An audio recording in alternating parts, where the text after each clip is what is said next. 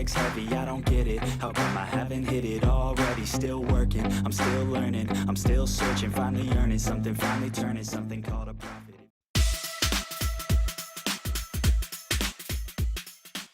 Assalamualaikum warahmatullahi wabarakatuh.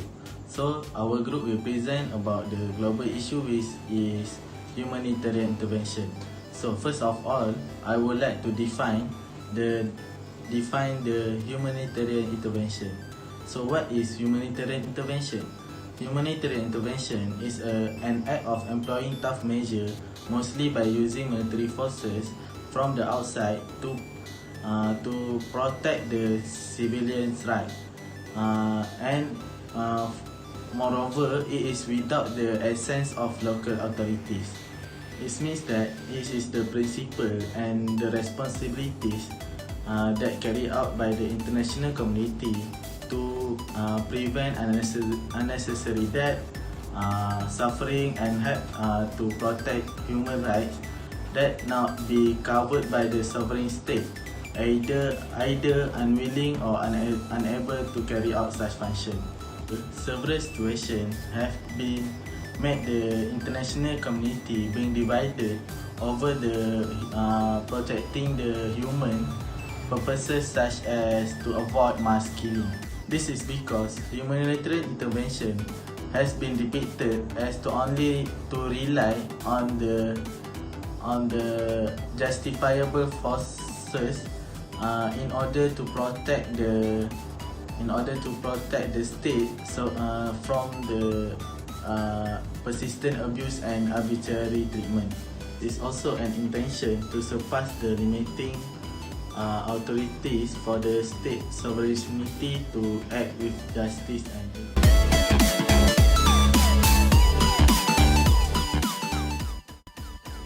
I will explain about the factor of humanitarian intervention. Firstly, is whether the United Nations intervenes depends on the extent to which a crisis spills over to neighboring countries and regions. Humanitarian crises often affect neighboring countries or regions in negative ways. Spillover effects include regional conflict, diffusion, the refugee flows, the terrorism, and economic downturn. The UN can take strong action. This include the coercive action, which include the economic sanction or reverse the peacekeeping situation, and can be military action. Next, the United Nations intervention is explained by the level of material and reputational resources that United Nations has committed to the resolution in the crisis in the past. To the extent of that the United Nations have invested time, money, and diplomatic prestige in the resolution of the crisis, this creates the wish to protect this investment through the continued or escalated involvement. Is the extent of human suffering in a crisis. In a humanitarian crisis, people suffer and die while human rights are massively violated. This generates a morally motivated pressure to come to the rescue of the threatened population and to defend international norm. I would give an example. For example, in Syria, the humanitarian intervention in Libya, was driven by more than one factor. This is because Muammar Gaddafi made a public announcement to commit a massacre in the town of the Benghazi, which this triggered the pressure of the part of the United Nations members to act. Concern to prevent the spillover effects also played an important role.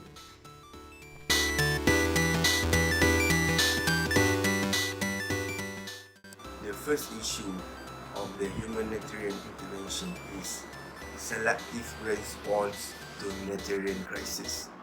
Scholars and observers really heavily criticize this practice, arguing that the selectiveness of humanitarian interventions affect the United Nations' legitimacy and ultimately their success.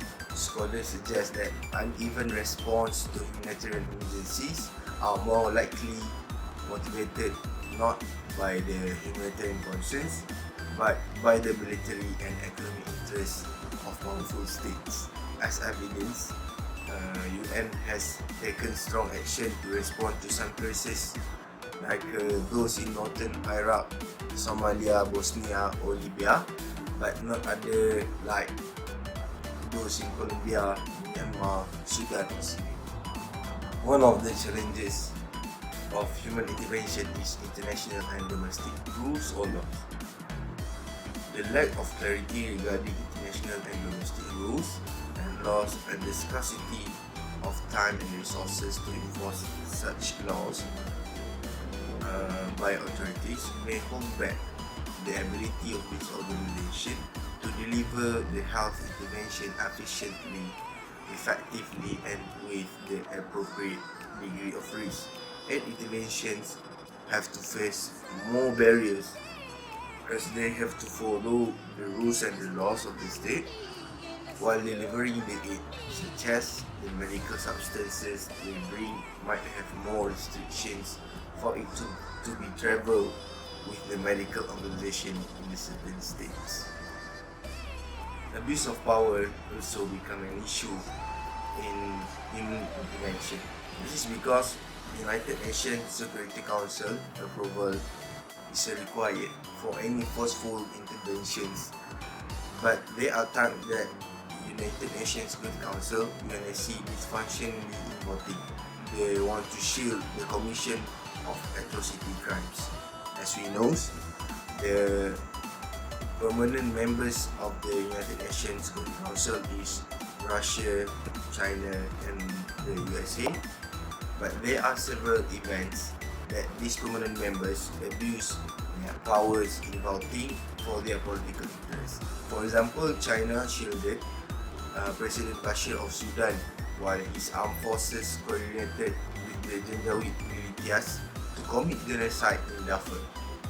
And Russia also has been shielding the Assad regime while it uses sarin and chlorine gas, not to mention other indiscriminate weapon and targeting of civilians. Lastly is the effectiveness of the human interventions practice. In 2005, when the responsibility to protect doctrine was incorporated into the UN outcome document, environmental disasters had been dropped as a reason for intervention.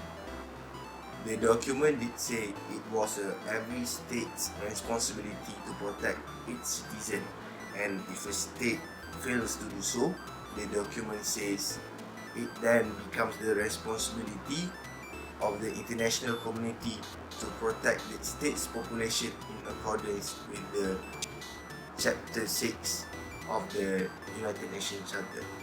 The United Nations outcome document was unanimously adopted by all members of states, but the problem is it is not legally binding. Furthermore, the General Assembly resolution emphasized that the sovereignty, territorial integrity and national unity of states must be fully respected in accordance with the Charter of the United Nations, which it makes it more difficult to operate in situations where the affected countries denies access. In such cases, the role of regional actors and neighbors become more critical.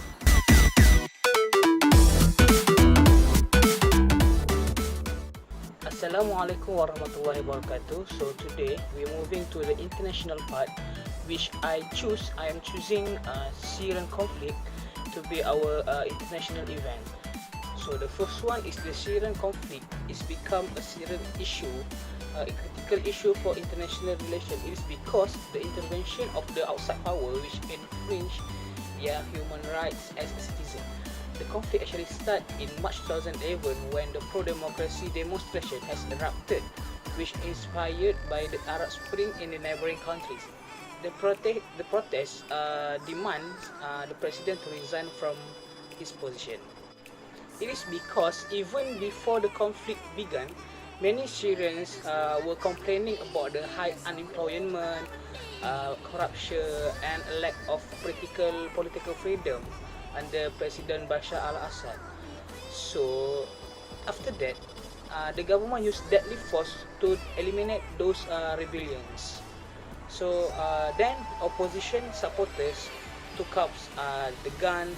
First is to defend themselves, and later to rid their areas from security force. So, therefore, the violence rapidly escalated and the country descended into a civil war. The parties who are involved in the Syrian conflicts includes the Syrian army, which are loyal to the President Assad, the non-governmental armed groups including the Syrian Kurdish force. Some of them are supported by the Western countries and Saudi Arabia. Then the external non-state actors such as the ISIS, Islamic State, the Al-Nusra Front, and the Hezbollah, and the armed force of states such as the United States, Iran, Russia. So, for an example, as a government supporter, Russia, which already had their military bases in Syria, had launched an air campaign in support of President Bashar al-Assad in 2015, which has been a crucial turning point of the war since the outside power are intervene their rights of the citizens. The Russian military stated that it's only attacks on the terrorists, but they actually killed the mainstream rebels and civilian. Next, for the opposition, the US, the UK, and France has initially provided support for what they consider moderate rebels group. They have prioritized the non-lethal assistance since the jihadists become a more dominant force in the armed opposition. For example, a US coalition, US, UK, and France coalition has also carried out airstrikes on the IS militant in Syria since 2014 and have an alliance of Kurdish and Arab militants called the Syrian Democratic Force (SDF) to capture territory once held by the jihadists in the east. So consequently, the war has left 1.5 million of people with permanent disabilities and at least 6.2 million Syrians are internally displaced, while another 5.7 million have fled abroad. Moreover, they are struggle to cope with one of the biggest, largest refugees migration in the recent history. So, according to the Syrian Observatory for Human Rights, stated that it had documented the death of the 360,000 of people by December 2018.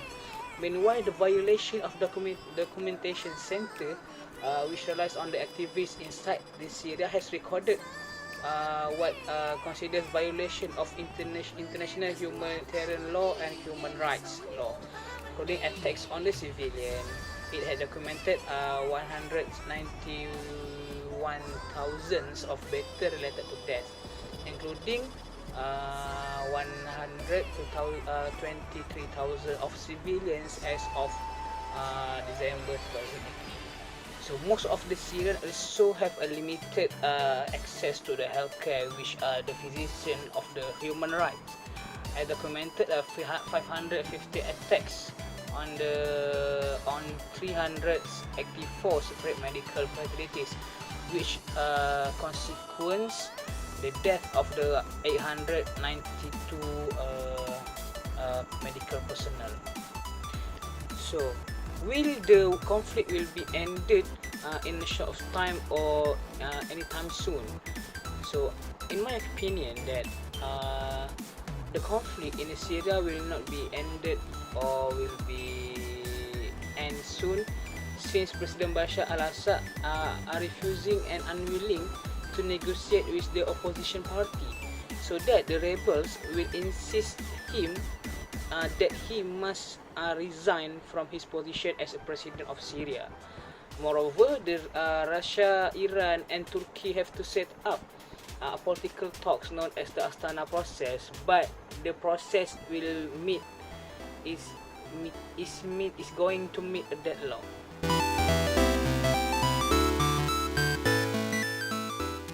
So now I will present about the alternative for humanitarian intervention.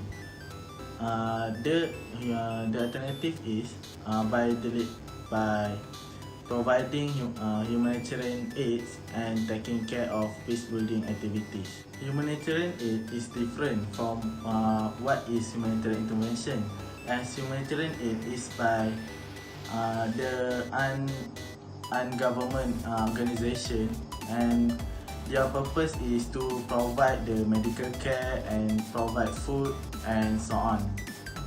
So the humanitarian intervention can be avoided, and besides, by taking care of peace in the state, it can avoid the international community to come and use the military forces to force the state to comply with their decision, so that the people in the state will have a better protection of their rights. The next alternative of humanitarian intervention is by having international presence in the sovereign state. It means that by having the international presence such as United Nations, by doing an act or law that forbid the sovereign state to abuse the civilians' human rights. So by having the act or law, the state will have to comply and protecting the human rights, because if they didn't comply with the act, they will have the trouble to be faced in the international community. So from there, they can avoid the humanitarian intervention to happen, and the peace can be well guarded in the state.